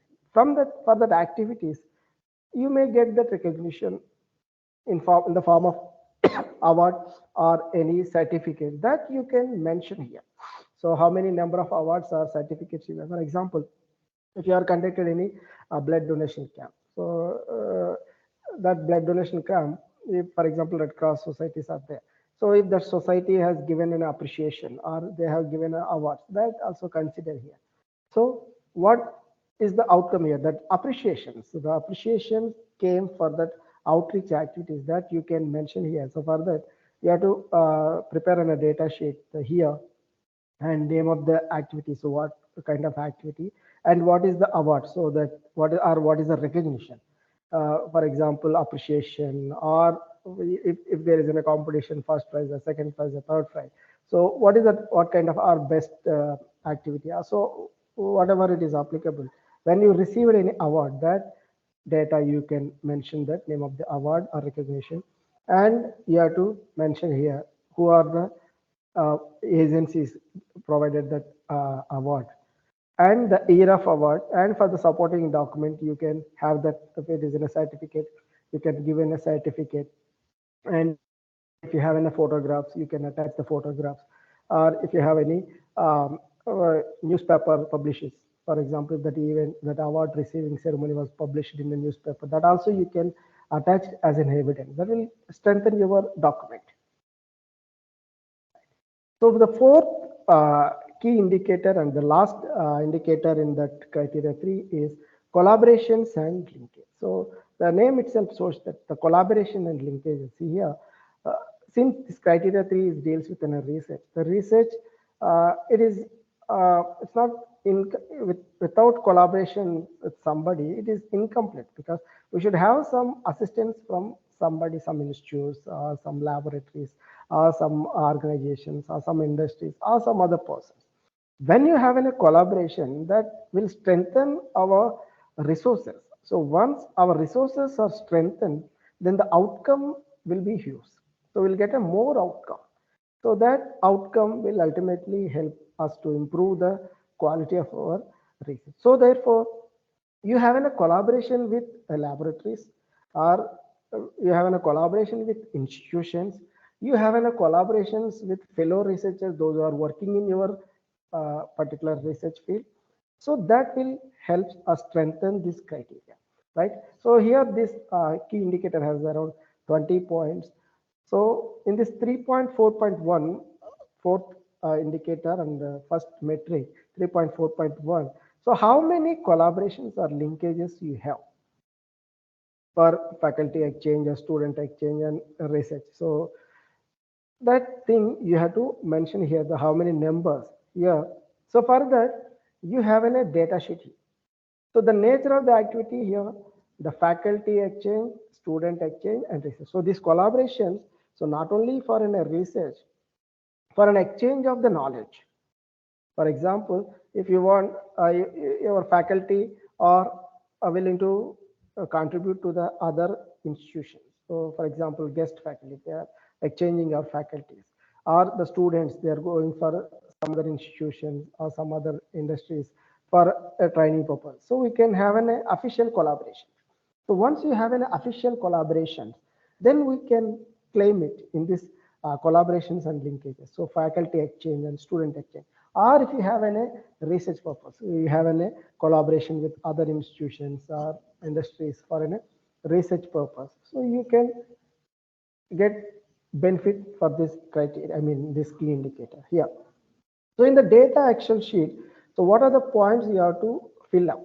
The first, what kind of nature activity? So for example, so name of the partnering institution or industry or research lab with contact details. So when it is faculty exchange or student exchange or research, so who is the partner opposite one? So that details you have to mention here. And the number of teachers participated, right?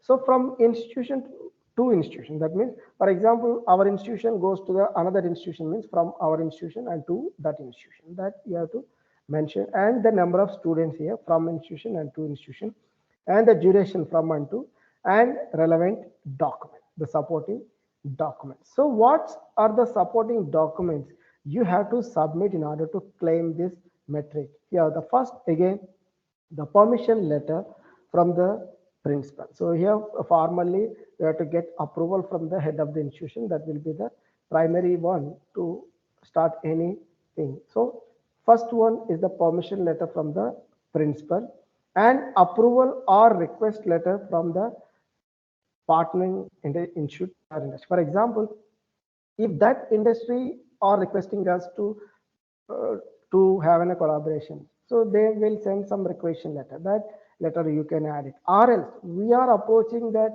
other opposite partnering agency, then we need to get in a permission letter, or we need to write a request letter to them. That also you can put as an evidence. So approval or request letter from the partnering institute, and the list of participants here, who are all the faculty members or who are all the students are involved for this exchange program, and who are all the research team are involving in this particular activity. That list of participants duly approved by the principal. And the if that activity is, for example, if the student exchange and faculty exchange, so that means we'll have some interactions there, we'll have some programs there, they'll conduct some programs there.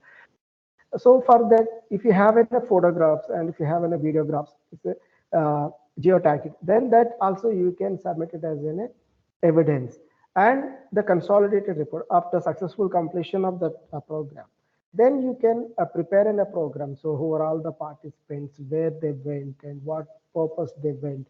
So what is the objective of that program or a collaboration, and what is the outcome of the program, and what kind of activities they have performed through that program. That you can prepare a report, that report duly signed by the authorized person. So if you have these documents, so that will strengthen on your document and to claim successful. Right. So the last one in that criteria 3 metrics 3.4.2 functional MOUs. So memorandum of understanding.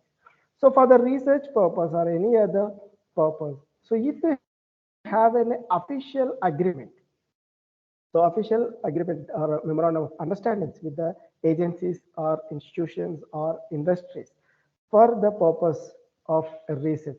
So that you can mention here. So how many MOUs you have during that year, and for that you need to prepare a data sheet.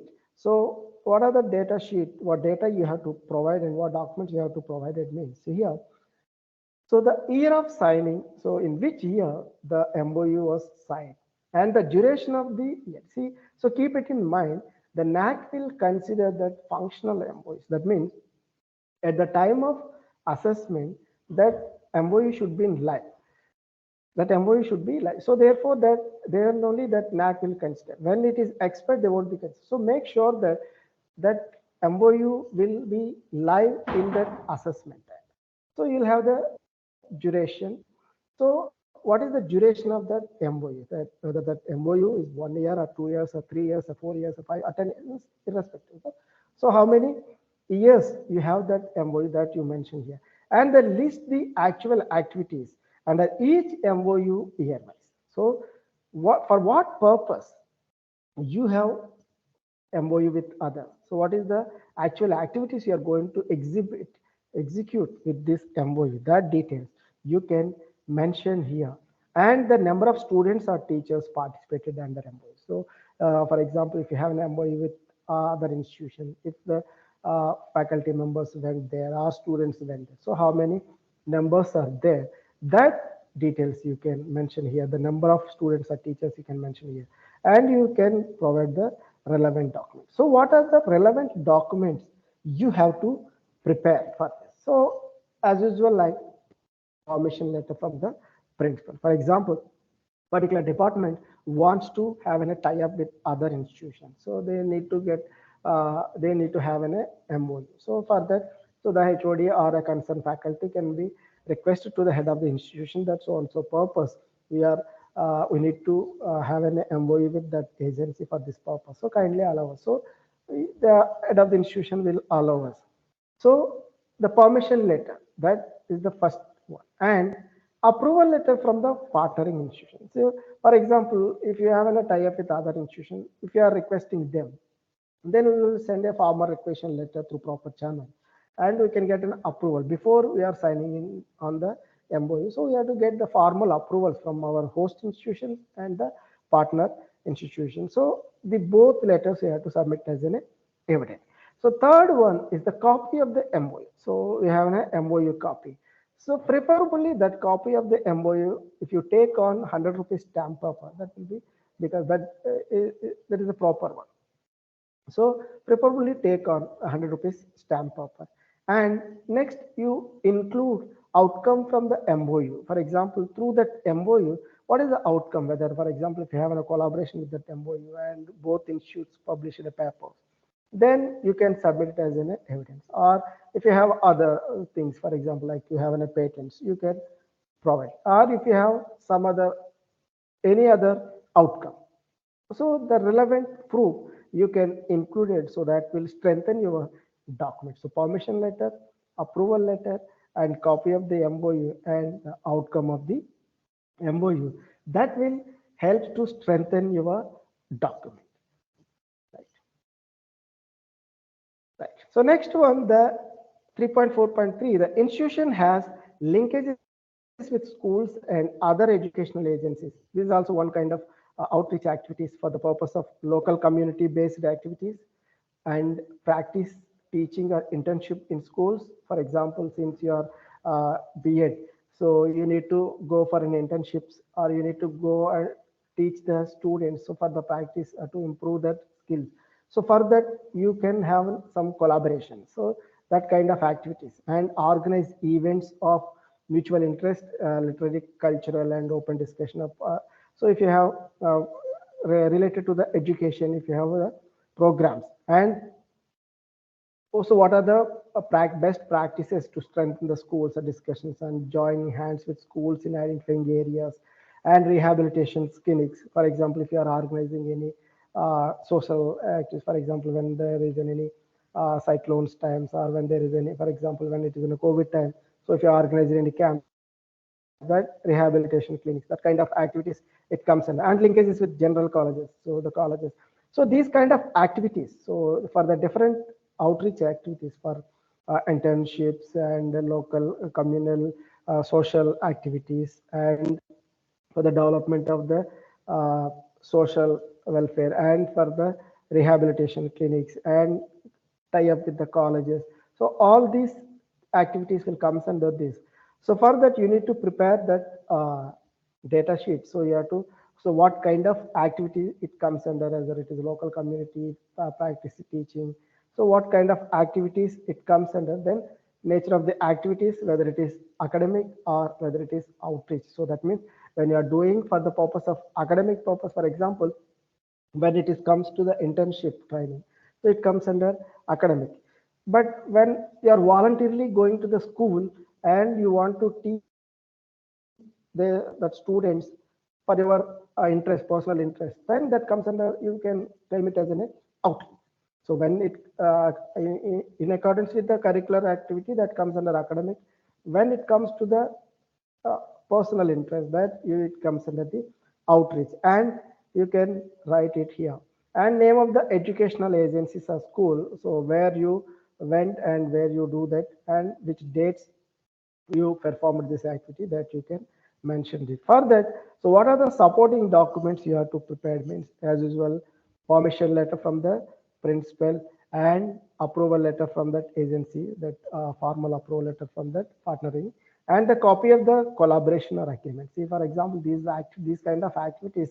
So if you have an agreement, if you have an official collaboration, that will be helpful to claim this metric. So that will strengthen our document. So we have an official collaboration. So we have an official agreement.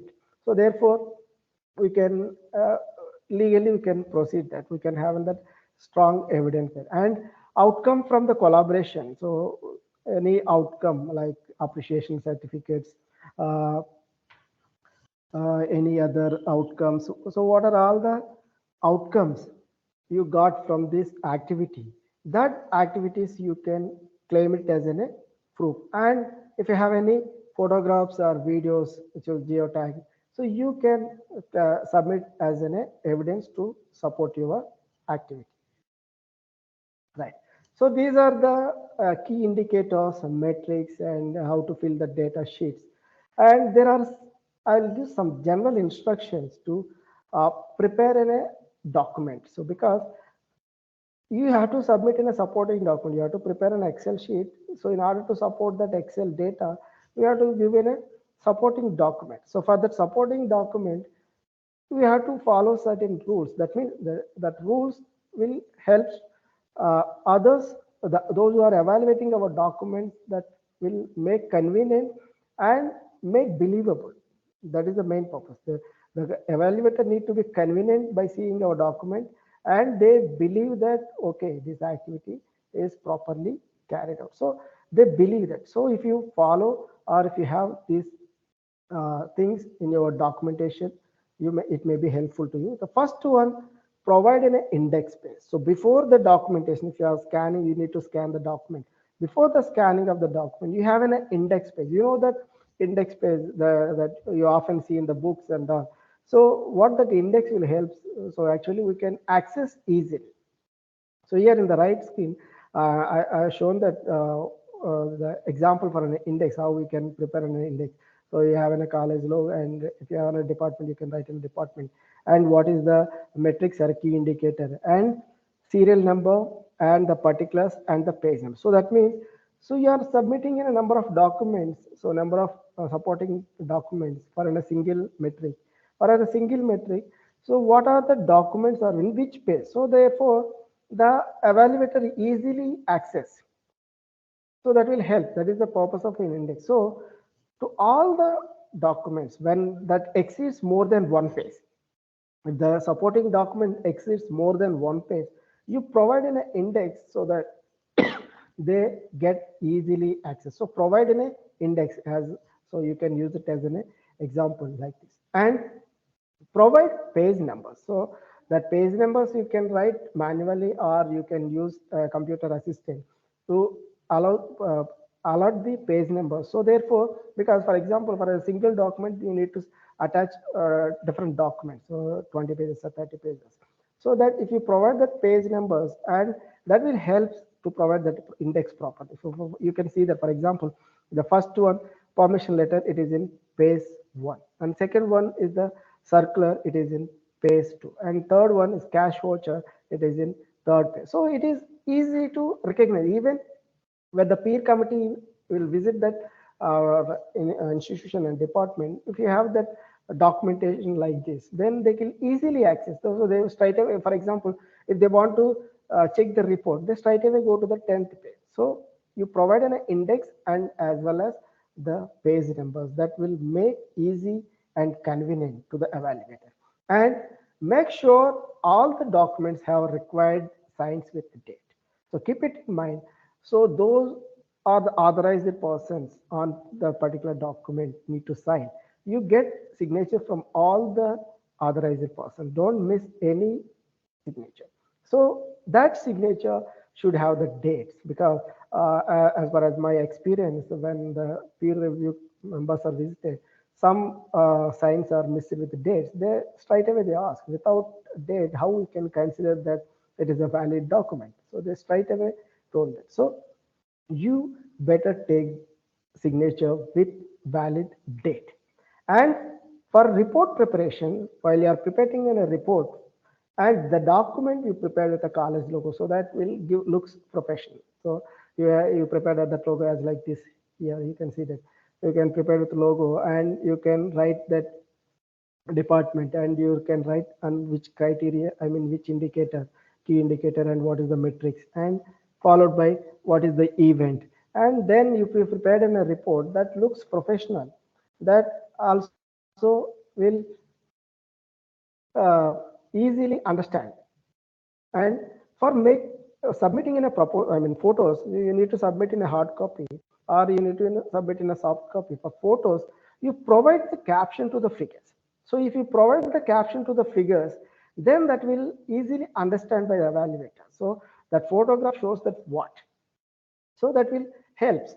So simply if you provide the photographs, they don't know what is that. For example, you are conducting an activity, you are taking a class in the classroom, then you have taken a photograph. For what purpose the photograph is included? That they may not know that. But below the photograph, if you provide the caption of the figure, then they can understand, okay, this photograph belongs to that particular activity. So that will helps. And another one, while you're scanning the document, because you need to upload the document in a soft copy, you need to submit in the website, right? You need to upload in the website, so you need to scan that. How much you worked out on the work and documentation and all, but if you are not properly scanned, the document is not clear, so it's waste. So please additional care while you are scanning the document. So you use proper tools for the scanning tools for properly scan the document. The document should be clearly scanned so that it looks good and it looks professional. So here I will show some examples. Here you can see that in the screen. Can you able to see the screen?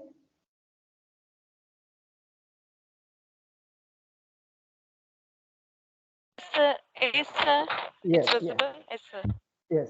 So here you can see that. So there are, I have included some document that here you can see that some person is there, and here another person, here another person.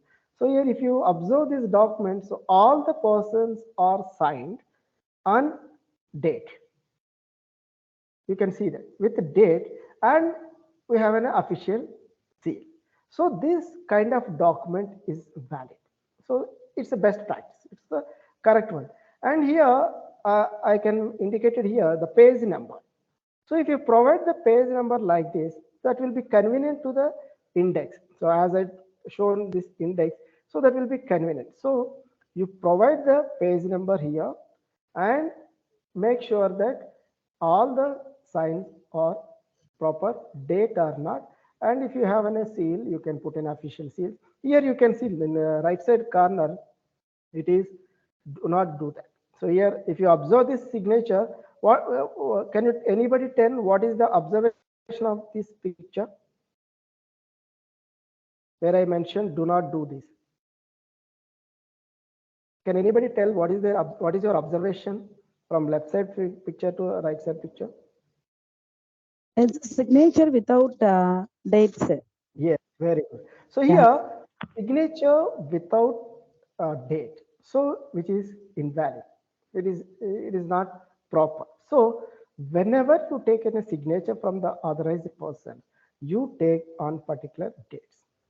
So when you have a dates and when you have a official seals, so that looks professional and as well as it's valid, and you provide the page number. And here I have another screenshot while you are preparing a report. You have an official logos. You can design your logos and we have an official logos. And you can write in a department. And the date of preparation of the report, you provide the date of preparation of the report. And you put in a heading that report of the event. And before that, before you starting the report, you mention the details of what is the event. So most of the reports, what they will do means they straight away start their reports. So if they straight away start the reports means we do not know that what is the event. So it is difficult to understand and difficult to access. So when you have that, so here you can see that I have mentioned here, so name of the event and date of the event head, so that, okay, this report is relevant to this particular event. So followed by the detailed report and followed by the authorized signs as like shown in the earlier picture with date and their official seal. So that shows the document is professional and valid and accurate. Right here, another example, as I told, the photograph should have the captions. So here you can see this. While you are preparing the photographs, you make it document like this. So you can use the college logo and you can mention that what is the event, so that then they can understand that, okay, these photos belongs to this particular event. So without mentioning that what is the event, just simply if you are pasted the photographs and if you took photographs, or if you took printout, then they don't know what that photographs actually belongs to. So it's better to mention the event name and the date, and you put in a photographs like this, and below the photograph you can provide in a caption. Here the caption you can show in the picture, the image one, the event screenshot shows the resource person about to begin his presentation. So that means, so this screenshot is actually belongs to one webinar, so that this webinar is it shows that the resource person picture, then evaluator will understand that, okay, the resource person for that particular program and he is going to start his presentation. This is the screenshot of the presentation and this program is held through online. So provide the image caption. So that caption providing will help the evaluator to easily access and easily understand. Then that will gives in a positive opinion. So they won't irritate. So they'll check, they'll have a positive mindset. And of course, it is convenient to the others also. Of course, it is convenient to the others also. For example, the same document, if you are seen after 2 years or 3 years, then we may forget if you do not provide these kind of details. So if you provide this kind of details, that will be help us to access the data very easily. Right. So I need to conclude here. I think I have covered all the key indicators and all the metrics, so qualitative and quantitative metrics.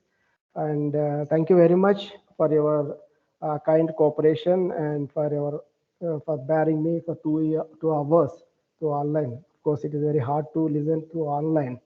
You spend your valid time for my lecture, and I also thank the organizers once again for giving this opportunity to share my knowledge to the reputed persons here. So thank you so much. Thank you one and all.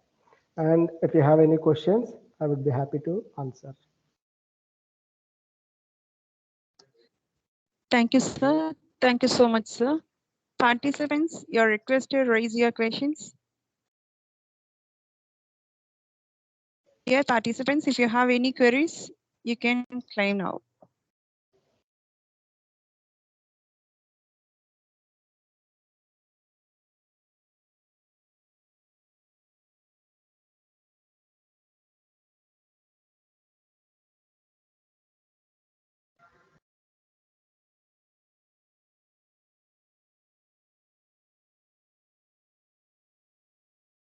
Yes, somebody asking that is there any specific format for report writing?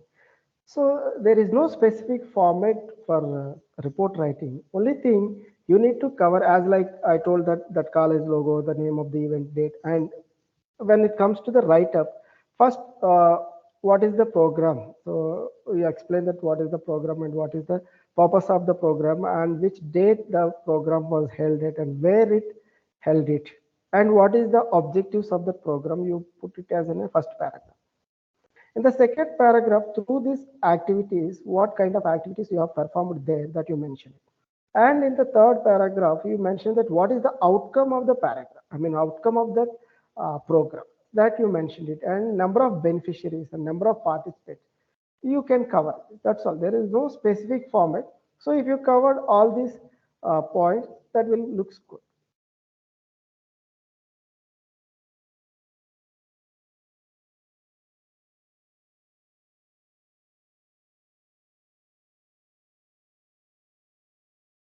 Participants, any other question? You can ask through your chat box also. Sir, good afternoon, sir. This is Good Radhika afternoon. from SK College of Engineering, Kadalur. Yes, sir. Actually, at the last, I have shown one of the signed document now, sir. Yes, ma'am. So in that, the sale of the authorized person is like cross, I think so, sir. Whether this type of sale is acceptable, sir? That's not an issue. Yeah, That crossing and that's all, not a that's not problem. an issue. Only thing, the purpose of the seal means who signed the document. That's all. That is the purpose.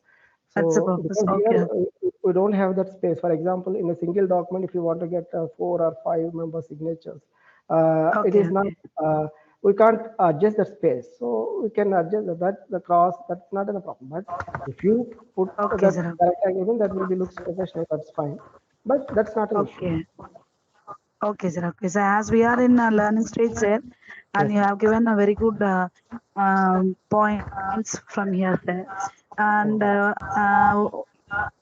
this about this criteria, Yes. and one step ahead, you have given the how to do the framework and also documentations and what type of journal you have to add, what type of journal you should not added in this. Like that, you have given a very good input, sir. Thank you so much, sir. Thank you, ma'am. Thank you so much. Yes, sir. Thank you, ma'am, for your question and your feedback.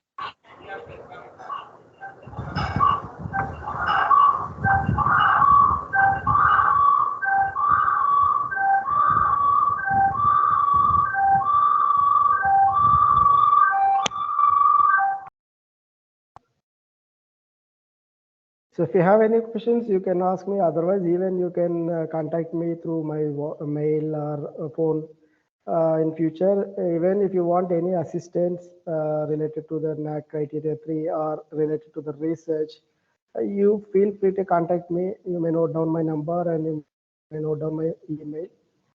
So you can contact me. Then definitely, if I can, I will assist you. Yes, sir. Will you please show that phone number, sir? Slide. Thank you.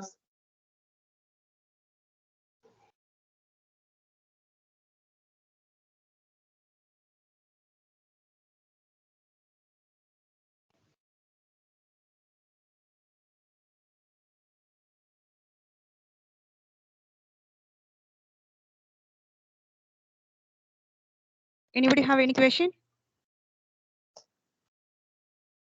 Shall we wind up? Really proud of you, sir, for your excellent performance with PPT presentation. As ma'am said now, you have clearly explained research and outreach activities. You have covered all the areas, sir. Really, we do expect your PPT for our personal use to keep with us as you said, it will be highly helpful to us in future to have clear idea on research. Thank you, sir. Your way of presentation not only helped us for NAAC purpose, within this short period of time, you have exposed how to develop ourselves in research areas, sir. Especially, you have clearly shown us the UGC Careless journals and also outreach activities program, how we have to get a clear vision on that. What are all the duly attached we have to give for document and report. Really nice, super, sir. There is no words to express your way of explanation, what you have done today. Thank you so much, sir. Thank you, ma'am. Appreciation is a wonderful thing. Thank you, sir. Appreciation is a wonderful thing. It makes what is excellent in others belong to us as well as. Now I invite Mr. K. Baluswamy, Assistant Professor, KSR College of Education, to give vote of thanks. Good afternoon to everyone. Thankfulness is the beginning of gratitude. Gratitude is the completion of thankfulness. First, it's my privilege to say vote of thanks. First of all, I would like to thank our divine line Dr. K.S. Rangasamy, MJF, founder, KSR Educational Institutions, for these blessings. I also thanks to our chairman, Mr. R. Srinivasan sir, who is always supporting and encouraging our concern. My sincere thanks goes to beloved principal Dr. P. Suresh Prabhu, KSR College of Education, who organized this program. I also thanks to our chief guest Dr. V.V. SATHIBABU UDDANDRAO, Assistant Professor, KS Rangasamy College of Arts and Science, Autonomus, Tiruchengodu, who clearly explained about the criteria 3, research and outreach activities.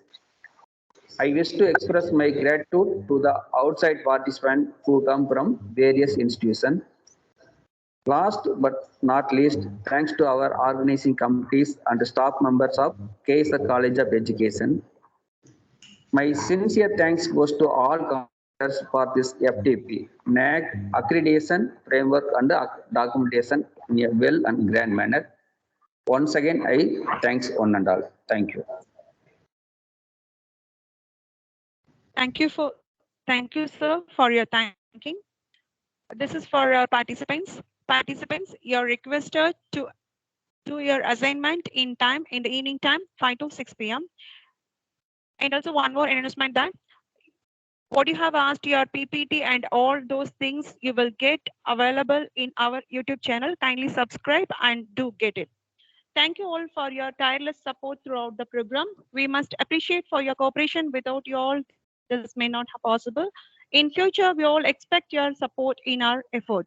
Thank you all once again. We expect your presence like today in forthcoming days regularly. Thank you all. You can all wind up by yourself. You will get the clear video in our YouTube channel. Kindly do subscribe. Thank you all.